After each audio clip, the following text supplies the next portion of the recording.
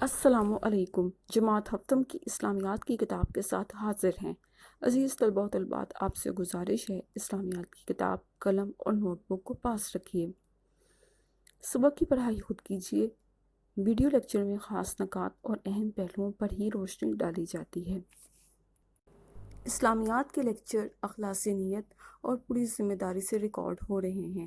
بشری تقاضوں کے مطابق اگر سخن کوئی غلطی ہو تو ہم اللہ کی بارگاہ میں معافی اور ہدایت کے طلبگار ہیں۔ ہمارا آج کا موضوع ہے غزوہ حنین۔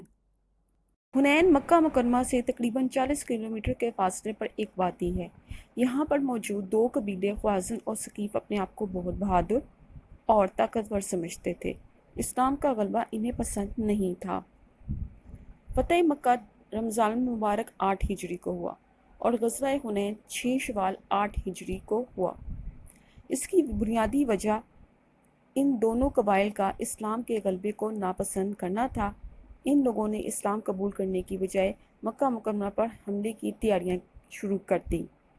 بنو خوازن کا سردار مالک بن عوف تمام قبائل کے مال مویشی، بچے اور خواتین بھی میدان جنگ میں ساتھ لے کر آیا تاکہ ان قبائل کے جنگجو مردانگی سے لڑیں۔ 6 شوال 8 ہجری کو رسول پاک صلی اللہ علیہ وآلہ وسلم مکہ مکرمہ سے روانہ ہوئے۔ 12,000 افراد کا لشکر رسول پاک صلی اللہ علیہ وآلہ وسلم کے ساتھ تھا۔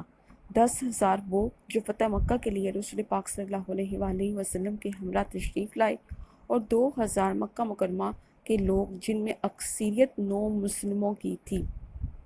مسلمانوں میں سے بعض لوگوں نے لشکر کی کثرت کا مطلب میجورٹی کو دیکھ کر کہا، ہم آج ہرگز مغلوب نہیں ہو سکتے۔ یہ بات رسول پاک صلی اللہ علیہ وآلہ وسلم پر گراں گزری۔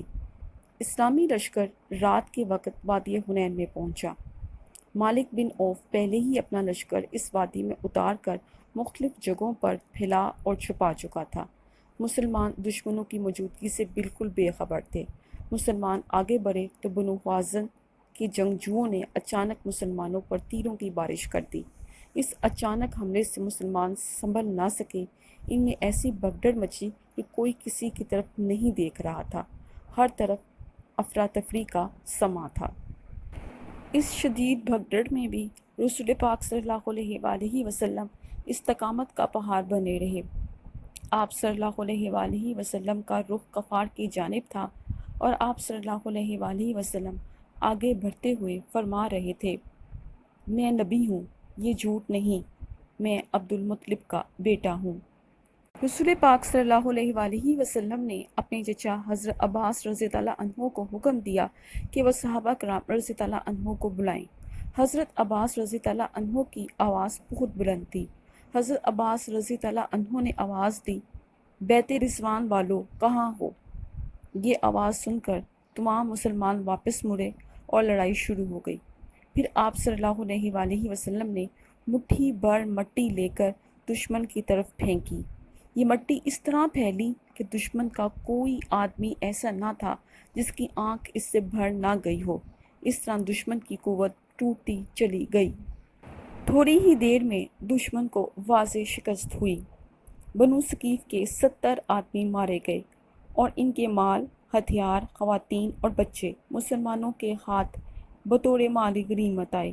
اللہ تعالیٰ نے قرآن مجید میں ارشاد فرمایا، سورہ توبہ کی آیت نمبر 25 سے 26 میں، خدا نے بہت سے موقعوں پر تم کو مدد دی ہے اور جنگ حنین کے دن جب کہ تم کو اپنی جماعت کی کثرت پر غرور تھا تو وہ تمہارے کچھ بھی کام نہ آئی اور زمین باوجود اتنی بڑی فراخی کے تم پر تنگ ہو گئی، پھر تم پیٹھ پھیر کر پھر گئے۔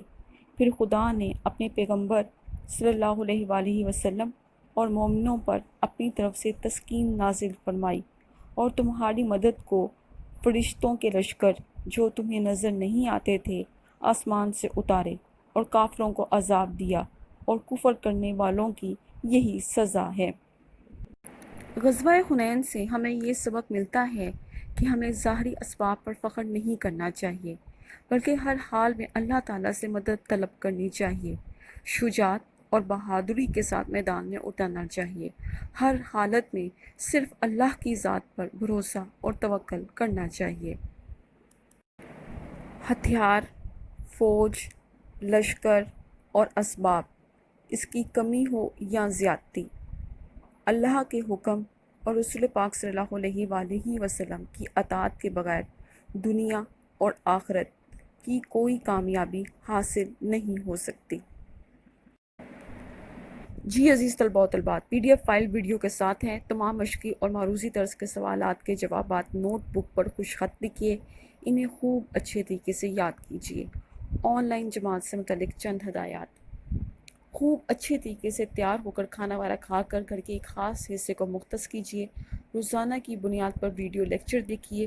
فرصت اور امن کے ان لمحات کو دینی اور دنیاوی علوم حاصل کرنے میں لگا دیجیے۔ اللہ حافظ۔